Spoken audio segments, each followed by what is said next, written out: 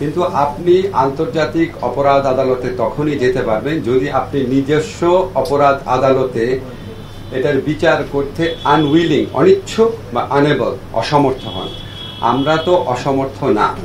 আমরা এই বিচারটা করা যায় নাকি সেই ব্যাপারে আমরা বদ্ধপরিকর, এবং এই বিচারের আওতায় সর্বোচ্চ পর্যায়ে, বিগত সরকারের সর্বোচ্চ পর্যায়ে ব্যক্তিদের সংশ্লিষ্টতা খতিয়ে দেখে ওনাদেরও বিচার করা সম্ভব বলে এটা আমরা মনে করছি। ভিকটিম পরিবারের ন্যায় বিচার পাওয়ার সবচেয়ে বড় একটা স্কোপ তৈরি হয়েছে। আপনারা জানেন আমাদের পুলিশ প্রশাসনকে কিভাবে ব্যবহার করা হয়েছে, আমাদের মন্ত্রীরা পুলিশ প্রশাসনকে কিভাবে ব্যবহার করেছে, আমাদের মন্ত্রী এবং রাজনৈতিক দলের নেতারা ছাত্র সংগঠন, ছাত্রলীগের মতো ঐতিহ্যবাহী একটা সংগঠন, বাংলাদেশের স্বাধীনতা সংগ্রামে অন্যতম ভূমিকা রাখা সংগঠন, সেই সংগঠনকে কি ধরনের সন্ত্রাসী কাজে ব্যবহার করেছে।